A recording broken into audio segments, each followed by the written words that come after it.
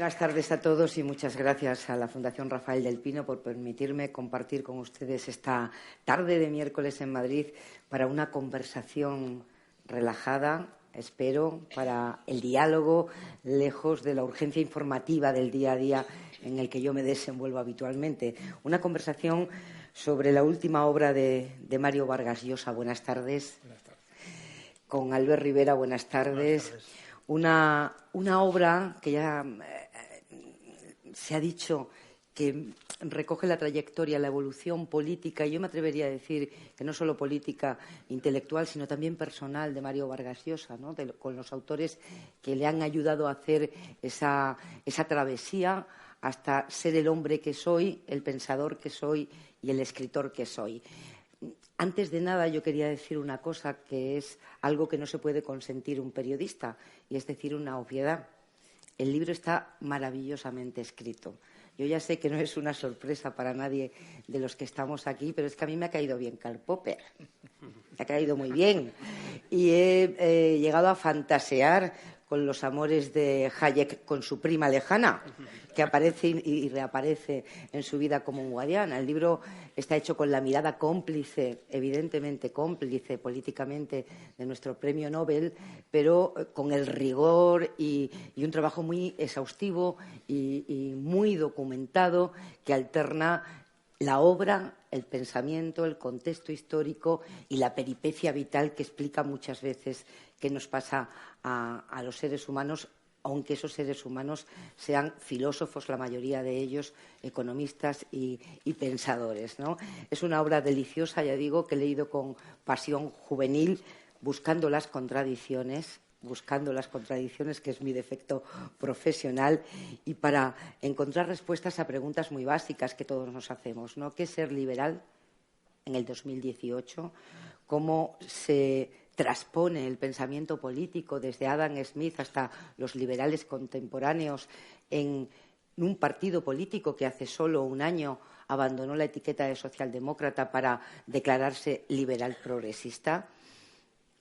El pensamiento político que hay aquí dentro, que hay mucho, ¿llega de verdad a la política de los partidos que aspiran a gobernar un país? ¿Hay vida más allá del marketing, el algoritmo y la preocupación por la praxis, por la práctica y las políticas concretas?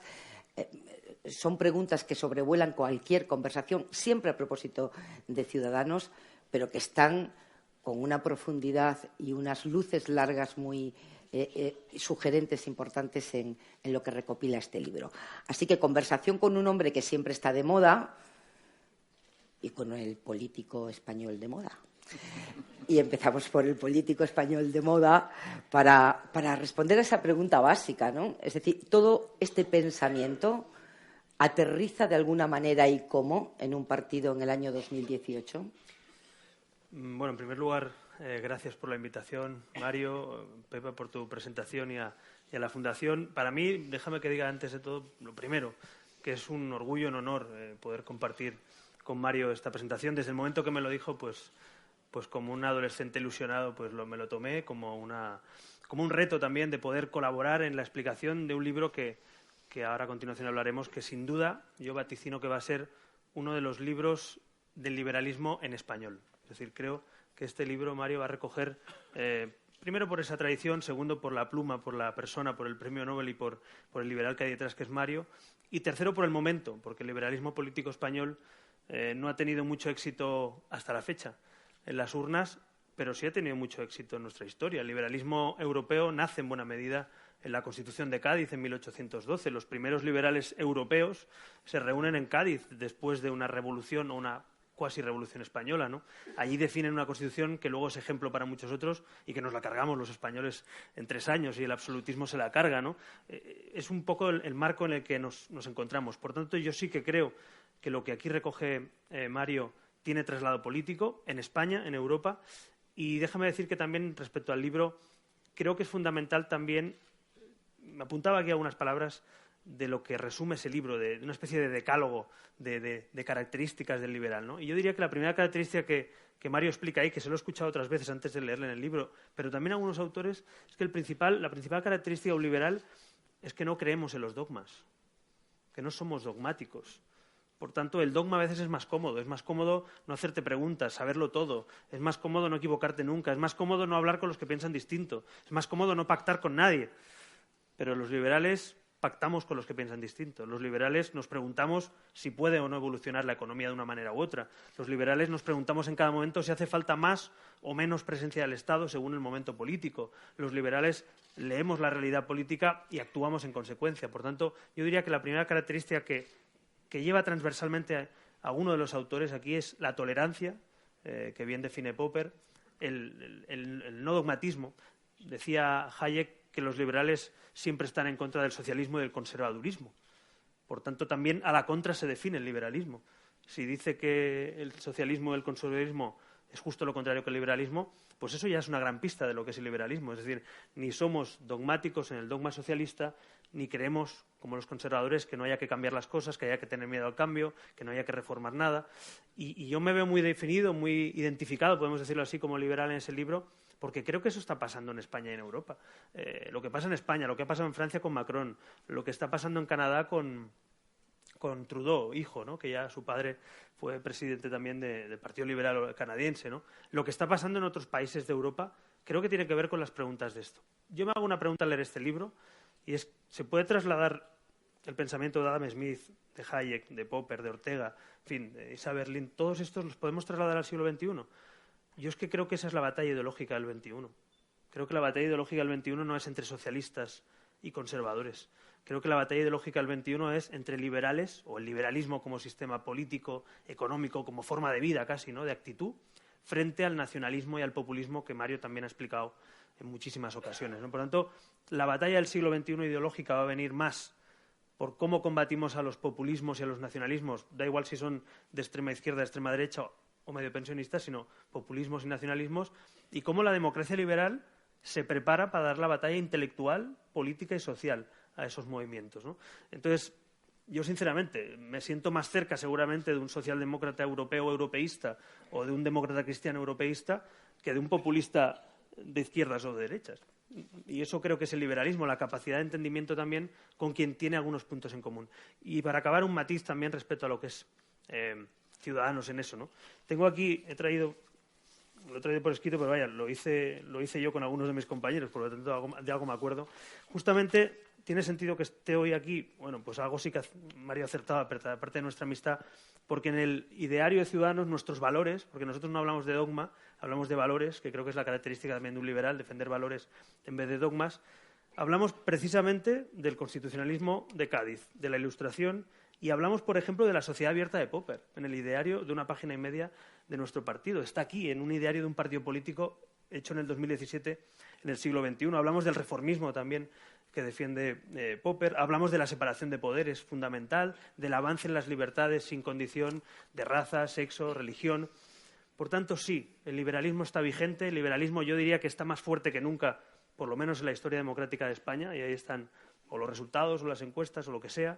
Y en Europa creo que la victoria de Macron, por un lado, junto al avance también de estas ideas en el sur de España, en el sur de Europa, yo creo que el liberalismo está en un momento adecuado y ese libro yo diría que es de obligatoria lectura para cualquier amante, no del liberalismo, de la libertad, y que quiera entender por qué hemos llegado hasta aquí, porque el liberalismo es parte de la solución.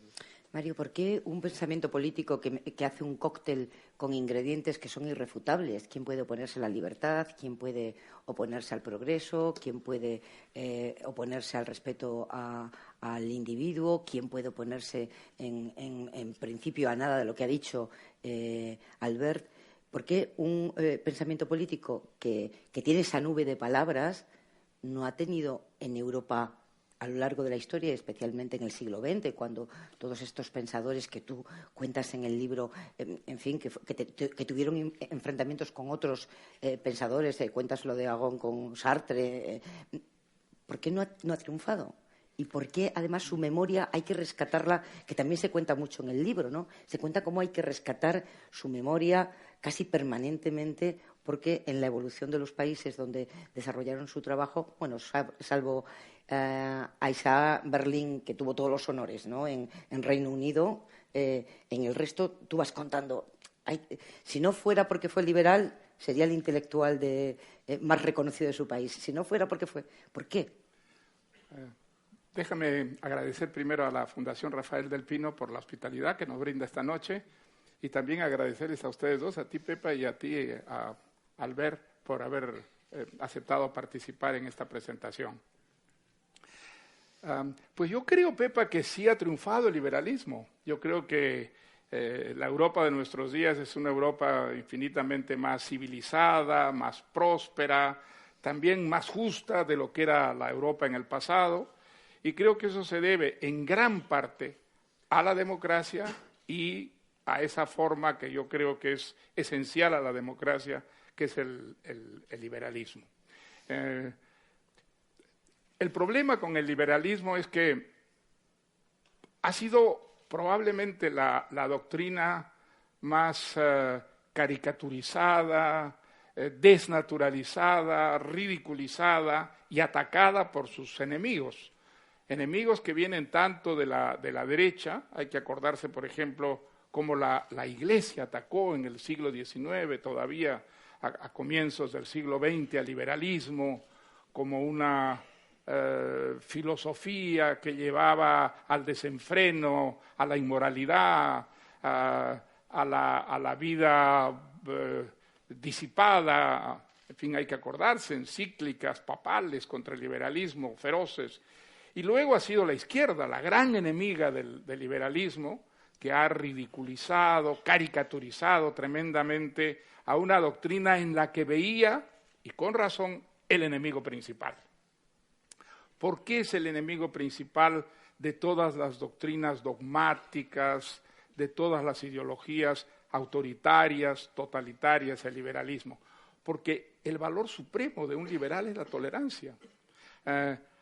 Aceptar que puede estar en el error y que por lo tanto sus adversarios pueden acertar.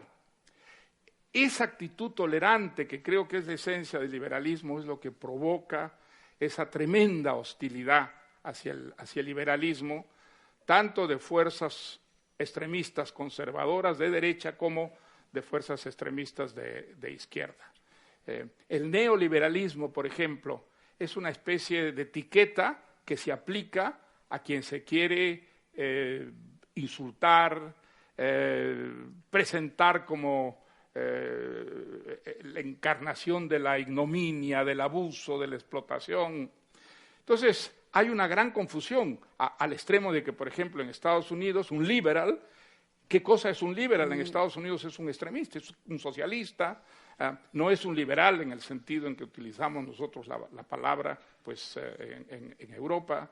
Entonces, y muchas veces el liberalismo ha sido desnaturalizado porque quienes utilizaban esa etiqueta para presentarse no eran liberales, sino todo lo contrario.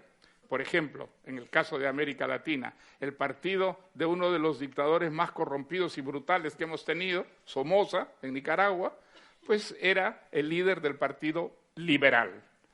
Entonces, hay una gran confusión al respecto, y una de las razones de ser del libro que he escrito es tratar de disipar esa confusión que existe respecto al liberalismo. Ahí trato de mostrar cómo, a partir de un puñado de ideas, valores y convicciones, el liberalismo es un abanico en el que existen muchísimas tendencias que son no solo diferentes, sino encontradas entre ellas mismas, porque el liberalismo expresa un abanico de posturas, de ideas diferentes entre los liberales. Hay algunos liberales que están más cerca de la izquierda, otros que están más cerca de la derecha, y por eso no dejan de ser liberales.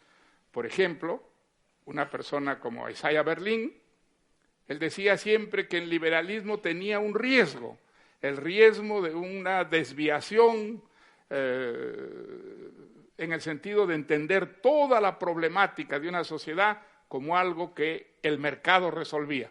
Si se lo dejaba funcionar con libertad, todos los problemas de alguna manera se resolvían. Y él dice, no, esta idea llenó las minas de niños en el siglo XIX. Entonces, ver exclusivamente en el campo de la economía la solución de todos los problemas, nos puede llevar a crear una sociedad de unas injusticias terribles, de unas desigualdades realmente monstruosas, y por eso es muy importante, y eso lo decía ya Adam Smith, el padre del liberalismo, tener en cuenta siempre a la realidad. Las ideas deben adaptarse a la realidad y no tratar de adaptar la realidad a las ideas, porque entonces comienzan los asesinatos, comienza el terror, comienza la violencia. Querría, a propósito de esto último que decía Mario Vargas Llosa, al ver la gran crisis del 2008, ¿no es el fracaso de las políticas liberales? La desregularización de los mercados financieros nos pone al borde del abismo, desencadena una gran crisis económica a continuación y está poniendo en peligro ahora mismo, con la consecuencia de desigualdad que ha traído, la democracia liberal tal y como la entendemos. Yo no es que no creo que sea una crisis del liberalismo. Precisamente es una crisis de un mal funcionamiento del mercado, que es lo contrario de lo que queremos los liberales. Yo me considero, por ejemplo, dicen algunos que son business friendly, a mí me gusta hablar de market friendly. Yo quiero un mercado eficaz para que los consumidores ganen. Por cierto, como decían muchos de los liberales, que el objetivo no es que ganen los productores, sino los consumidores, los ciudadanos, ¿no? Por tanto, yo creo que la crisis del 2008, por poner el origen, o sea, vender productos estructurados sin dar información a los consumidores, para mí es antiliberal. Porque el liberalismo es dar información, escoger, competir y consumir con información, con responsabilidad. Por tanto, no es lo mismo, Luis Garicano lo ha explicado una vez en alguno de sus libros, no es lo mismo el capitalismo que el capitalismo de amiguetes. No es lo mismo utilizar el capitalismo para distorsionar el mercado que trabajar contra un mercado. Por ejemplo, el ejemplo de las leyes antitrust. Los liberales defendemos la actuación frente a los monopolios. Y, en cambio, a veces vemos que se permite, a través de la Administración, por concesiones, por corrupción, por otros asuntos, generar duopolios, monopolios, tripolios, es decir, en definitiva, generar una especie de mercados controlados donde no hay competencia. Bueno, pues eso es antiliberal, ¿no? Entonces, en la confusión que decía Mario, precisamente se demuestra que lo que sucedió en el 2008 es una crisis financiera, efectivamente, pero por falta de transparencia, por productos no conocidos por los consumidores, por hipotecas con venta piramidal muchas veces de esos productos.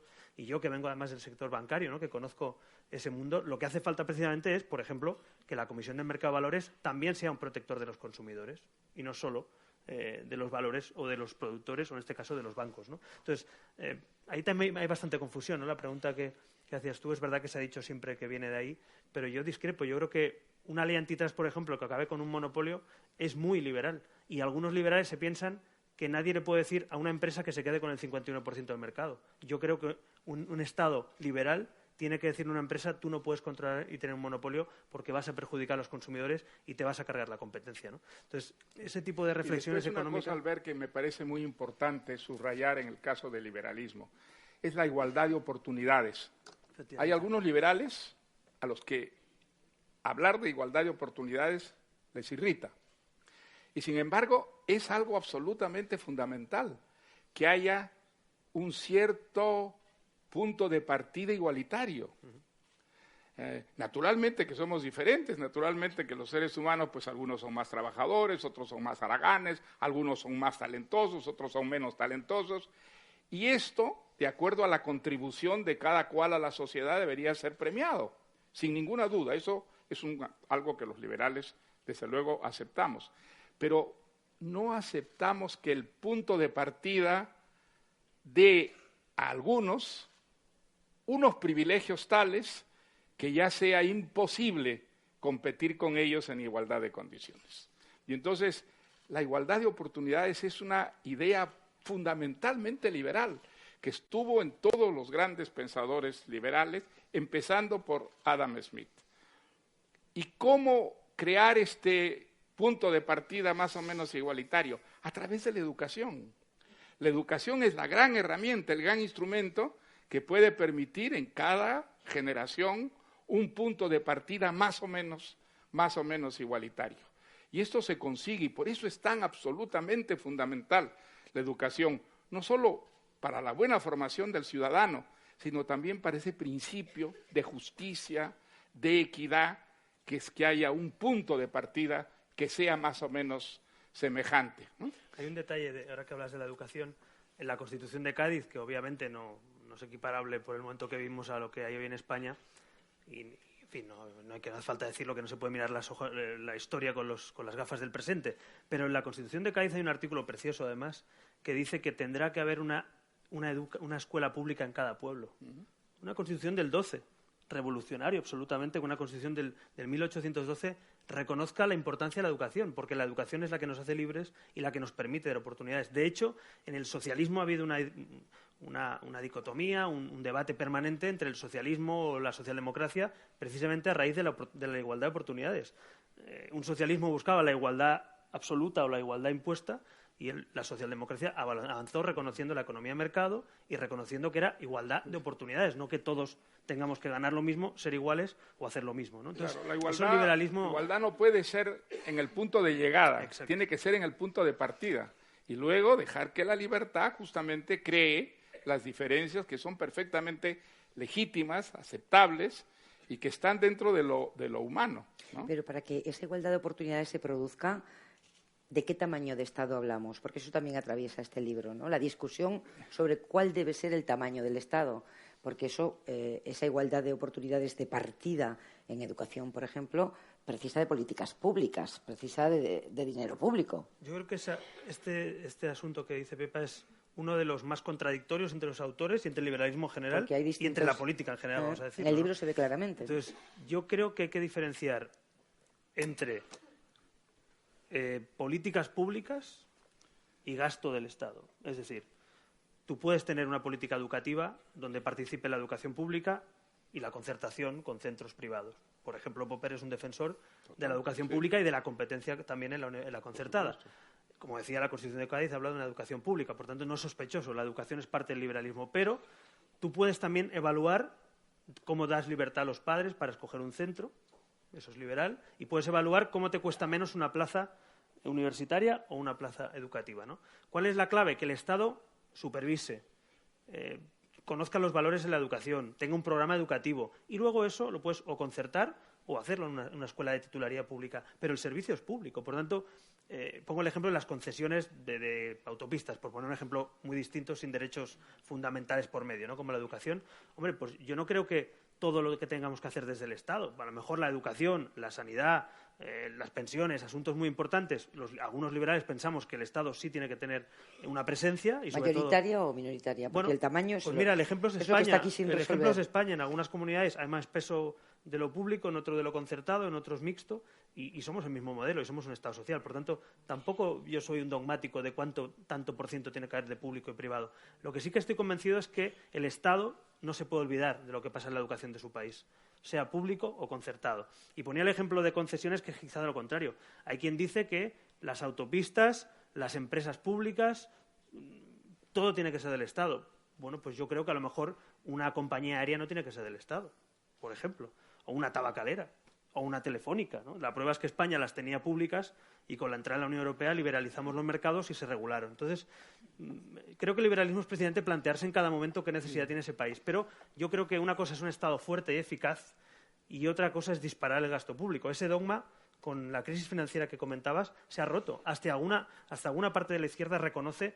que el endeudamiento excesivo te condiciona tus políticas públicas porque estás endeudado y no puedes gastar, ¿no? Por tanto, creo que se están rompiendo esos dogmas. Hay un problema, Albert, perdóname que te interrumpa, y es que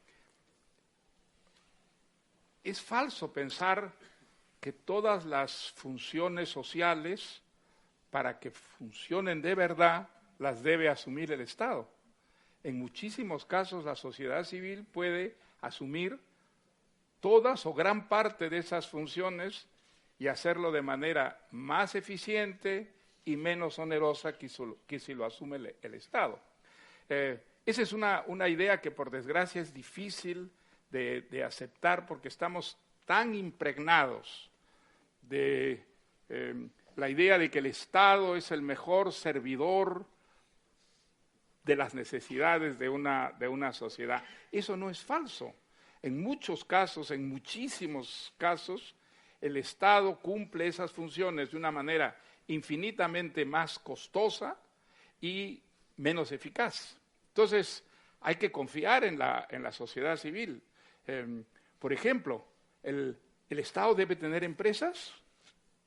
El Estado en principio no debería tener empresas. Esa es una actividad que la sociedad civil puede cumplir muchísimo mejor que el Estado. En algunos casos excepcionales puede ser que el Estado transitoriamente sea propietario de empresas, porque el Estado no es un competidor leal. El Estado es un competidor siempre desleal en ese campo, en el campo empresarial. Entonces, las empresas funcionan mejor, son más eficientes en una sociedad donde el Estado no es un Estado empresario y donde el Estado se dedica a hacer lo que debe hacer. El Estado debe garantizar la igualdad ante la ley, por supuesto. Esa es una función que compete al Estado. El Estado debe asegurar la defensa, debe asegurar la seguridad pública, sin ninguna duda. En el campo económico, mientras menos intervenga el Estado, salvo para garantizar la libre competencia, para garantizar la propiedad privada. Sí, esas son creencias absolutamente enraizadas en el pensamiento liberal. Existe a este respecto una tremenda confusión. Por ejemplo, en el campo de la educación,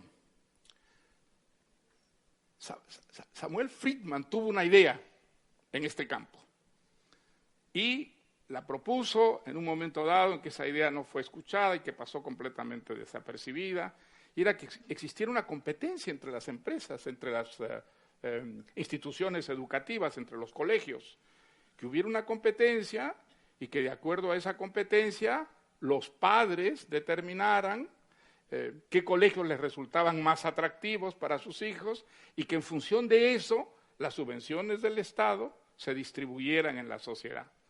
Esa fue una idea que fue muy rechazada, muy combatida precisamente por el socialismo, por la izquierda, y sin embargo es una idea que se ha ido abriendo camino, olvidando de dónde venía, de un economista liberal, indiscutible como Friedman. ¿Y en dónde ha funcionado, por ejemplo, admirablemente bien esta idea? En Suecia. En Suecia es una idea que está funcionando desde hace mucho tiempo y que ha servido muchísimo para levantar el nivel de la educación pública. Bueno, pues es una idea liberal que hoy día no aparece como liberal en ninguna parte, pero nació allí, dentro del liberalismo, y que está contaminada de espíritu liberal. Decía yo que iba a ser un simple guardia de tráfico porque con dos conversadores, así, me ha traicionado totalmente, conversadores así, pero veo que tengo que llegar al nacionalismo, que no quiero que dejemos de hablar del nacionalismo, pero solo una cosita sobre financiación, ya que tenemos a un candidato a la presidencia del Gobierno. Y a propósito de Europa y del liberalismo y del miedo a que las administraciones públicas se endeuden cuando el ciclo genera mucho ingreso, se creó la regla de gasto, ¿no? Para poner un límite de gasto, para evitar un endeudamiento excesivo de las administraciones públicas y que crecieran. Si el objetivo es la estabilidad presupuestaria para garantizar servicios públicos básicos, ¿por qué no existe la simetría? Una prohibición de bajar impuestos cuando el ciclo deja la caja vacía. Bueno, porque el techo de gasto, o sea, la regla del presupuesto, o sea, el déficit, yo no digo que tenga que ser cero siempre, por eso tienes mecanismos del Estado para subirlo o bajarlo, pero cuando tú tienes un Estado descentralizado con autonomías y municipios, o pones un techo de gasto o, con perdón, es un cachondeo. Y es lo que nos ha pasado en nuestro país, que durante un tiempo a alguien se le ocurrió, al presidente Zapatero, que no tenía que haber techo y que cada comunidad podía endeudarse lo que quisiera y que cada municipio igual. ¿Qué ha pasado? Comunidades rescatadas con el fondo de todos los españoles y de la Unión Europea y ayuntamientos en quiebra. ¿Qué tuvo que hacer el gobierno de turno? Porque la Unión Europea además nos lo marcó como regla. Oye, pone un techo para que nadie se pase. Pero no es cierto que estemos en estabilidad. Estamos en déficit, estamos en un 3,1 y de hecho estamos peleando para ir al 2,2 en los siguientes presupuestos si se aprueban. Por tanto… Pero se deberían prohibir bajadas de impuestos para crear límite de techo, límite de bajada, para que la estabilidad presupuestaria esté garantizada, venga como venga el ciclo. Pero es que la política fiscal la marca el Estado. Y, por tanto, no te vas a cortar una mano para tomar decisiones con la política fiscal, igual que cuando teníamos la monetaria. Es como decir, hacemos una regla que el Banco Central Europeo no pueda decidir. No, hombre, tiene que decidir, pero tiene que analizar la situación. Entonces, en este momento, por ejemplo, pongo el ejemplo del debate presupuestario muy vigente, ¿no? Nosotros hemos pedido que a las rentas más bajas, entre 12 y 17.000 euros, a quien no llega a final de mes, en vez de darle cheques o subvenciones, le quites IRPF, es decir, una vida muy liberal, social, porque son los que menos tienen. Si en vez de tener que pagar impuestos, tú no tienes que pagar porque no llegas a final de mes, demostramos que se puede cuadrar las cuentas porque está calculado en el presupuesto, que no te quito el dinero que es tuyo porque está en tu bolsillo y que es una bajada de impuestos y que además mantiene la regla de gasto. Es decir, se pueden hacer políticas liberales sociales. Mario ponía ese ejemplo. Pongo otro ejemplo, el tercer sector. Yo me he reunido con mucha gente del tercer sector. Muchas de las entidades que trabajan con la discapacidad, con las ayudas sociales, con la dependencia, muchas de esas entidades saben mucho más que el Estado. Llevan años, decenas en los barrios, décadas en los barrios trabajando, y esa gente, además, al Estado le cuesta menos que poner funcionarios. Por tanto, ¿cómo le vamos a decir a esas entidades que no son parte de la solución? Yo soy partidario de concertar servicios con esas entidades sociales, ¿no?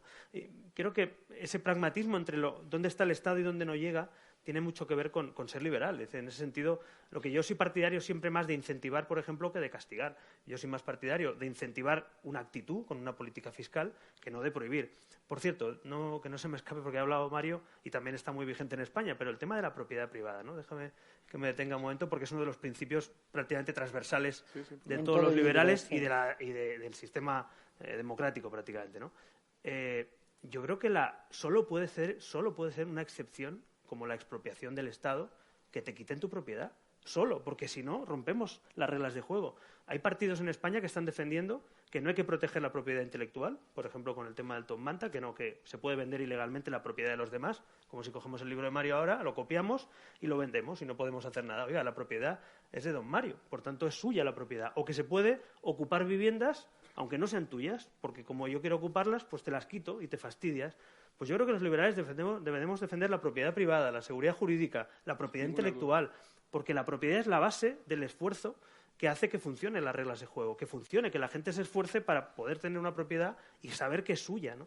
Y yo creo que ese es uno de los debates que está, digamos, soterrado en el debate actual político español, digamos, en los últimos días, ¿no? Con el tema que ha pasado en Lavapiés, con el tema de los manteros, con el tema de la propiedad privada, de los pisos, los ocupas. Si nosotros estamos haciendo esas propuestas es porque creemos que la propiedad privada, además, no es de ricos o de pobres, es de todo el mundo que tenga una propiedad. En España, de hecho, muchos propietarios españoles son gente humilde, trabajadora, que ha ahorrado, que tiene una propiedad y, por tanto, quiere que el Estado se la garantice. El Estado debe garantizar la propiedad privada siempre. Y eso me parece que es un principio liberal que hay que defender. Y no que está no hay en que tener peligro ahora complejo. la propiedad privada en España, ¿no? Si gobierna un partido que cree en eso, no. Si gobiernan los que dicen que yo puedo vender el libro de Mario ilegalmente o que puedo ocupar pisos, sí. Por tanto, depende de quién gobierne. Si gobiernan los populistas, está en peligro. Como le deje hacer el programa electoral. No, pero es que es un tema creo que todos tenemos en la mente lo que está pasando. Electoral. Y teníamos luces largas. Tenemos que hablar del nacionalismo, contra el nacionalismo, porque si hay una doctrina que está en contra, sin complejos de inferioridad, contra el nacionalismo, es el liberalismo. ¿Por qué? Por el amor a la libertad, que es la esencia misma del liberalismo, como su nombre lo indica. El nacionalismo está enemistado a la corta o a la larga con la libertad, inevitablemente. Y entonces es muy importante para el pensamiento liberal rechazar, condenar el liberalismo en todas sus manifestaciones, porque el liberalismo es un adversario de la democracia. El nacionalismo es un adversario de la democracia. En el fondo del nacionalismo hay inevitablemente racismo. Racismo, porque el nacionalismo convierte en un valor lo que es el pertenecer a una sociedad, a una nación determinada. En esto hay un sentido arrogante de superioridad, como si pertenecer a una nación importara más, significara más, representara más que pertenecer a otra. Ese es un principio racista y ese principio está reñido con los valores democráticos fundamentales. Entonces, creo que en esto hay que ser absolutamente categóricos. Es una de las razones de ser del liberalismo, haberse opuesto y superado la idea de la tribu, la idea de la pertenencia a una tribu. Eso lo ha desarrollado extraordinariamente Popper. La tribu representó un estadio de la civilización en la que lo humano y lo animal prácticamente colindaban. Y luego, por distintas razones, por distintos factores, la tribu fue evolucionando y fueron surgiendo los individuos, seres que se diferenciaban de los otros porque elegían, algo que en la época de la tribu simplemente los seres humanos no podían elegir su existencia, no podían elegir sus actividades en función de sus propias disposiciones y vocaciones. Y luego, en la medida que va surgiendo el individuo, la tribu va desapareciendo y va apareciendo una sociedad de individuos diferenciados, de ciudadanos que eligen su vida, eligen sus vocaciones, sus actividades, aquello que les gusta o aquello que les disgusta. Y esa diferenciación permite, gracias a la democracia, una coexistencia en la diversidad que es incompatible con la tribu. El nacionalismo no ha salido de la tribu, el nacionalismo es todavía la tribu y por eso el nacionalismo potencialmente significa a la corta o a la larga la violencia. En las sociedades modernas, a medida que hemos ido avanzando, en que las fronteras se han ido diluyendo, ha resucitado el nacionalismo y ha ocurrido en Europa, donde el nacionalismo ha causado los peores estragos de su historia. Aquí están buena parte de ellos. Entonces, hay hoy día unos rebrotes de nacionalismo, y España lo sabe porque los ha padecido y los está padeciendo todavía. Y eso hay que enfrentarlo en nombre de la libertad, en nombre de la democracia.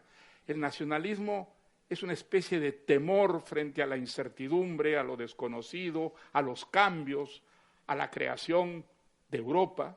La creación de Europa es uno de los proyectos más ambiciosos, más generosos, nacido en el seno de la democracia y perfectamente integrado, ¿no es cierto?, a los valores democráticos.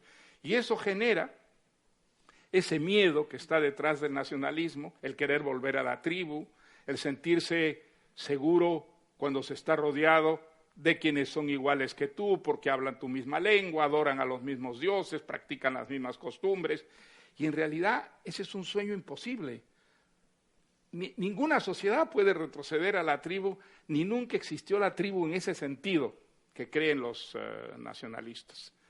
Creo que esto hay que subrayarlo de una manera muy categórica. El nacionalismo es incompatible con la libertad, es incompatible con la democracia. El nacionalismo sí representa una ideología reaccionaria, profundamente pasadista, y que tiene una idea completamente mistificada de la realidad social y política.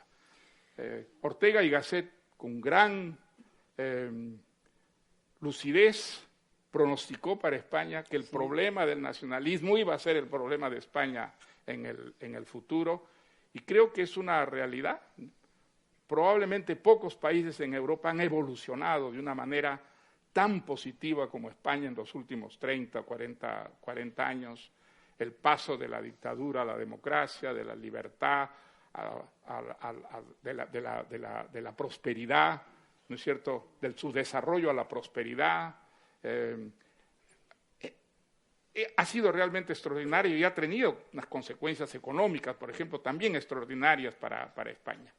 Pero en eso Ortega y Gasset fue absolutamente profético. El nacionalismo puede echar abajo todo eso y retroceder España, no a la tribu, digamos, mítica, sino a la tribu real, es decir, a la confrontación, a los desencuentros, a la incomunicación, y por eso yo creo que, y en ese sentido, pues yo le rindo un homenaje a Albert Rivera y a quienes lo siguen, porque se han enfrentado desde el primer momento con enorme coraje a lo que yo creo es el enemigo principal del progreso de España, el nacionalismo.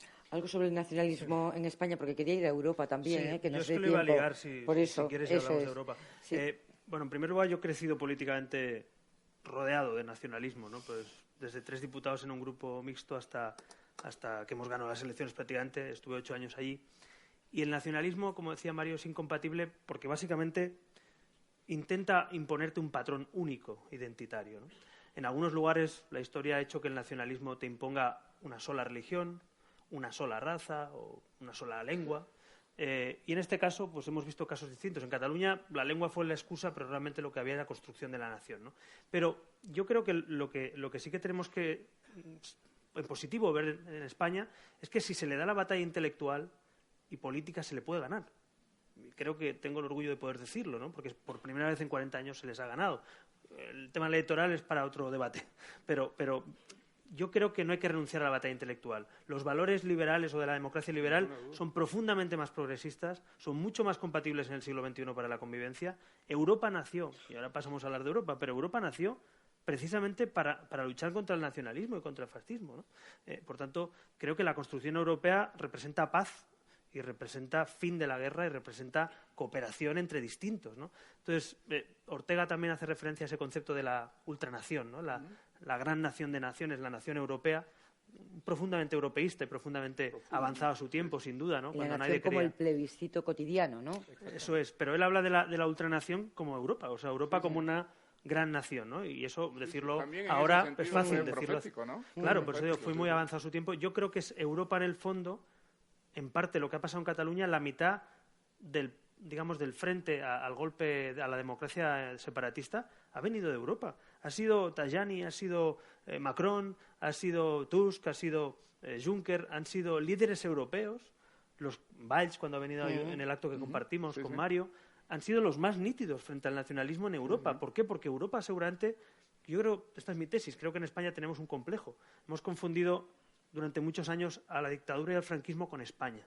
Y hay que liberar a España de los fantasmas del pasado. El patriotismo es antagónico al nacionalismo. Decía De Gaulle que el patriotismo es querer lo mejor para tu país y el nacionalismo es odiar a los demás. Y yo creo que el patriotismo está bien, porque el patriotismo es lo que pasa en Estados Unidos, lo que pasa en la República Francesa, que es convivir entre diferentes. Un señor de Nueva York y de Texas no se parecen en nada, pero son estadounidenses, tienen una carta de derechos, unas libertades. Yo quiero una España o una Europa así, ¿no? Entonces, creo que a veces se confunde nacionalismo con patriotismo. Yo me considero patriota desde el punto de vista civil porque creo en la libertad, en una constitución, en la convivencia, en Europa, pero odio lo que representa el nacionalismo porque me va a intentar imponer a mí una identidad única, o yo no le quiero imponer una identidad a los demás. Me da igual si eres agnóstico, católico, musulmán, yo quiero convivir, o si hablas catalán, castellano o euskera, ¿no? En ese sentido, eres contrario a una recentralización que se está pidiendo desde algunos sectores en España. Es que yo creo que confundimos nuevamente a un Estado descentralizado con la descomposición de un Estado. Alemania es un Estado federal y no están cada día proclamando independencias. Estados Unidos es un país muy descentralizado, pero comparten bandera, constitución, valores civiles y proyecto nacional. Entonces, yo creo que es compatible que un Estado de casi 50 millones de habitantes descentralice competencias. Pero es que eso no es incompatible con ser una nación. Por ejemplo, el famoso concepto de naciones yo no lo comparto. Yo no creo que España sea una nación de naciones, una especie de tribus conjuntas confederadas. Yo creo que España es una nación de ciudadanos libres e iguales bajo una constitución, una soberanía nacional y una carta de derechos. Eso es el concepto liberal de nación, ¿no? En cambio, otros están defendiendo, incluso en el Partido Socialista ahora se abre ese debate, de si hay una nación de naciones. Pues yo creo que no pasa nada por ser una nación y no 50, no pasa nada. Es decir, los mejores países del mundo son una nación y yo creo que España, a mi juicio, yo he nacido en democracia y por suerte lo puedo explicar así, pero creo que arrastramos ciertos tics del pasado donde el nacionalismo se ha confundido con el patriotismo, donde la descentralización se confunde con la descomposición. No tiene por qué. Yo soy autonomista, yo vengo de un parlamento autonómico, yo soy catalán, yo quiero autonomía para las comunidades, pero eso sí, con control, con carta de derechos para todos, con igualdad frente a la ley. Y yo creo que ese es el debate de España, es eso, cómo garantizar todo eso con un país descentralizado y grande, porque somos un país grande, sin tener que ir al enfrentamiento territorial, ¿no? Un minuto de la periodista, que salga la periodista. ¿Autonomista, statu quo o profundizando en el autogobierno en algunos sitios? Autonomista. Segundo, con permiso del Nobel. Sigue. Se me ha dejado si me permites, autonomista volviendo a las autonomías y no a las tribus. Porque pero manteniendo el statu quo tal como está ahora mismo. Sí, España es uno de los países más descentralizados del mundo. No lo digo yo, sino todos los estudios. Esto que se dice de ir hacia una España federal, no lo compartiría. Es que España ya es de facto un país federal. Te pregunto por lo que dicen otros. Sí, bueno, lo que digo yo. Yo creo que España, de facto, en todos los estudios, yo por formación soy constitucionalista también, ¿no?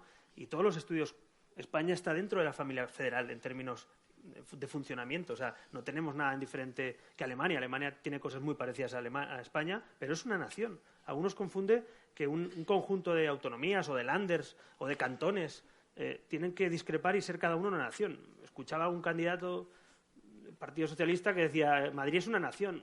Pues mire, no sé yo si hay mucho quórum para pensar que Madrid es una nación. Yo creo que es la capital de una nación, o que Formentera tenía que ser un estado. Oiga, mire, esto no va de esto. Yo creo que no podemos hacer una especie de menú en el que confundamos el concepto de nación con descentralización. Yo creo que las autonomías tienen que tener presupuesto, autonomía financiera y competencias, pero nunca para romper España, sino para colaborar con el conjunto de España. Entonces, es absolutamente compatible defender el Estado autonómico que ha dado ¿Tú no frutos. crees, Albert, que si Europa se materializa finalmente, el concepto de nación va a perder buena parte de su contenido y va a quedar más como una idea simbólica que tiene que ver con la historia y con el pasado, mucho más que ver con el presente? Pues es muy probable que nuestros hijos no, pero es muy probable que nuestros nietos vivan en los Estados Unidos de Europa. Y cuando le pregunten a mi hija o a mi nieta o a uno de nuestros familiares, digan, ¿de dónde eres? Y digan, yo de Europa, concretamente de España. Sí, yo creo que el futuro va a ser ese. Yo estoy convencido que igual que ya pone el símbolo de Europa en nuestro pasaporte, nuestros nietos seguramente pues dirán, si llegamos yo soy de a Europa. eso, habremos progresado extraordinariamente. Muchísimo. Habremos alcanzado formas de civilización muy superiores a las presentes y, desde luego, muy superiores a las del pasado. Pero por eso, Mario, parte de la batalla política nacional tiene que ser trabajar por Europa. Yo soy un europeísta convencido porque, además, habiendo sufrido el nacionalismo muy de cerca, estoy convencido que Europa es el antídoto frente al nacionalismo. Es decir, esa Europa tan distinta, ya ningún alegato valdrá para diferenciarse. Cuando alguien diga, es que soy muy distinto, bueno, mire, claro, y pues anda que yo con lo que tengo que ver con uno de Estonia, pero somos partícipes de Europa. Por tanto, la construcción europea no se podría hacer con nacionalismo como bandera. No podría hacerse, ¿no? También es verdad que hay que trabajar valores. Yo creo que a Europa le falta que, además de un proyecto económico, de un proyecto burocrático, a Europa le falta un proyecto cívico, un proyecto de valores. Y cultural, ¿no? Cultural. O sea, cultural. Es decir, hay que estar orgullosos de la diversidad de Europa y a la vez saber lo que nos une. Nos une el bienestar, que es característico de la paz, los derechos humanos. No hay ningún país que pueda... ¿no? La libertad. Y en ese sentido, la libertad, Europa, los valores, ¿cómo convive el proyecto europeo? ¿Qué debería hacer con gobiernos como los que hay en Hungría o Polonia, que están cercenando libertades civiles básicas, como la libertad de expresión, de movimiento e incluso de manifestación? Pues yo la verdad que estoy muy preocupado. ¿Cómo se gestiona eso, yo mañana voy de hecho a Bruselas, que me reúno con los primeros ministros liberales, que estamos en el Grupo Liberal Europeo, y con los comisarios, y uno de los debates permanentes sin duda es cómo afrontar las diferencias de concepto, y diría casi, de lo que queremos de Europa, ¿no?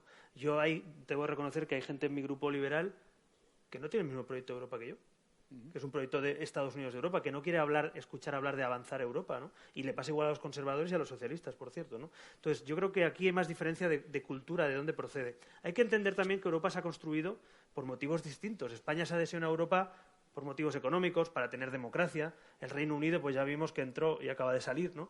Pero va a regresar, ¿no? Todo lo que está ocurriendo muestra que por el favor, Brexit fue abunden eso, un error gravísimo. El Brexit. Y que realmente los beneficios eran insignificantes comparados con los perjuicios que trae para Gran Bretaña salir de Europa.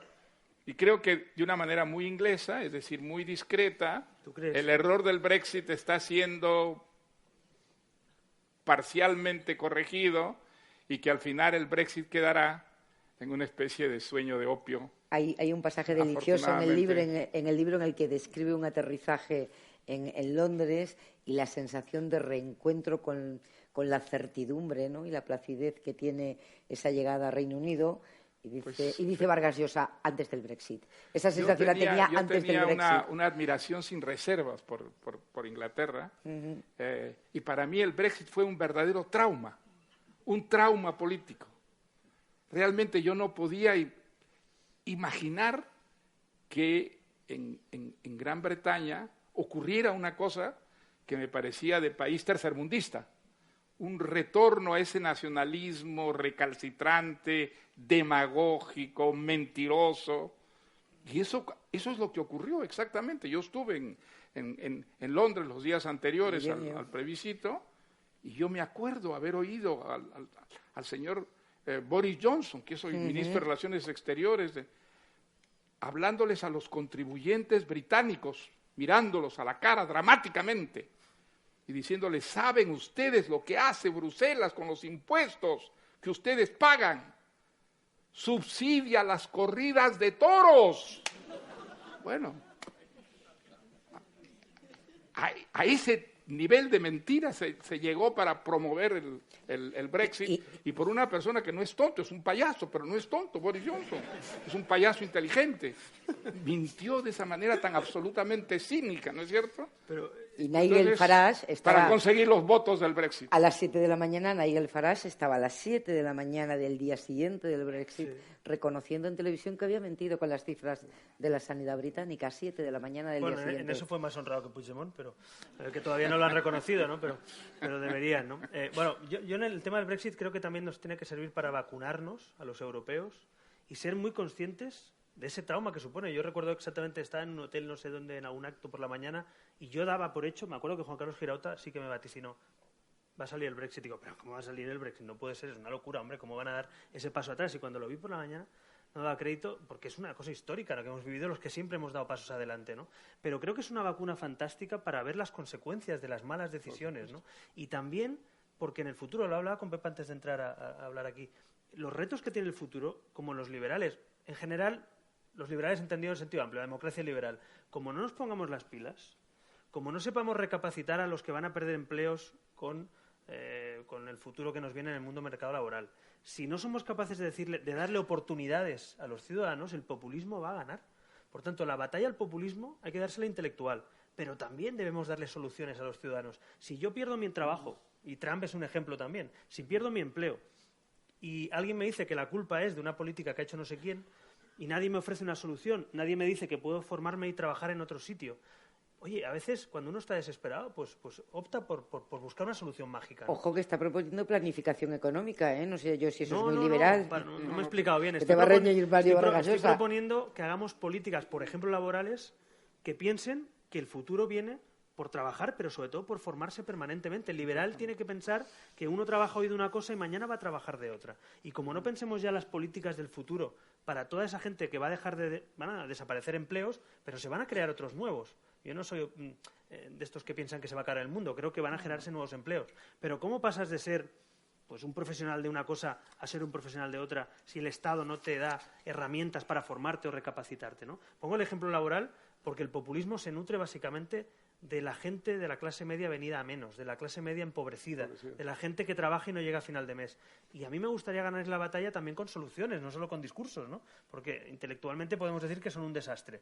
Pero ¿y si nos ganan? ¿Y si no les ofrecemos soluciones a los ciudadanos? ¿Y si la gente se cree a Farage? ¿Y si se cree a Puigdemont? ¿Y si se cree, me da igual, a Syriza, a Podemos, a Le Pen o a Mélenchon? Me da igual. Si se lo creen es porque los liberales o la democracia liberal no estamos haciendo los deberes. Eso es algo que yo creo que tenemos que hacer autocrítica también de cómo dar soluciones, ¿no?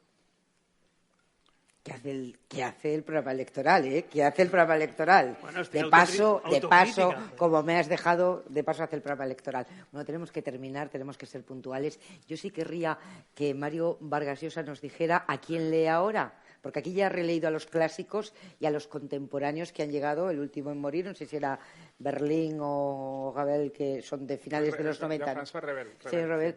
Que primeros de los 2000, ¿no? ¿A quién lee ahora cuando quiere leer a un liberal contemporáneo? A uno vivo, contemporáneos son estos, vivo. Mira, los 2 años que me tomó escribir este libro, estuve leyendo prácticamente a pensadores liberales mañana, tarde y noche. Y tenía una enorme nostalgia de el género que practico, fundamentalmente, que es la novela. Entonces, estoy releyendo a novelistas. Releo mucho y es maravilloso releer los grandes libros porque o descubres que no eran tan grandes o descubres que eran más grandes todavía de lo que tú creías. Y entonces releer a Joyce, releer a Faulkner, releer a Joyce, o sea, fantástico. Lo digo porque estoy releyendo una novela de Joyce que leí cuando era joven, nunca más la había vuelto a leer, que se llama El retrato del artista adolescente, libro realmente maravilloso. No tenía la impresión de que era una obra maestra absoluta cuando la leí la primera vez, y sin embargo ahora estoy convencido de que es una obra maestra, una obra dificilísima de contar, dificilísima, ocurre en un colegio de jesuitas en Irlanda, y hay allí como el despertar de una vocación literaria, pero maravillosamente descrita toda esta experiencia con una sutileza, una elegancia, una inteligencia no solamente por todo aquello que él cuenta, sino por lo que silencia, lo que es en la novela un vacío que debe llenar el autor, invirtiendo su fantasía, su imaginación. Y entonces pues he llegado a esa conclusión maravillosa, que no hay como la novela para ser feliz. Pues a seguir disfrutando. Gracias, Albert. Gracias a todos. Buenas tardes.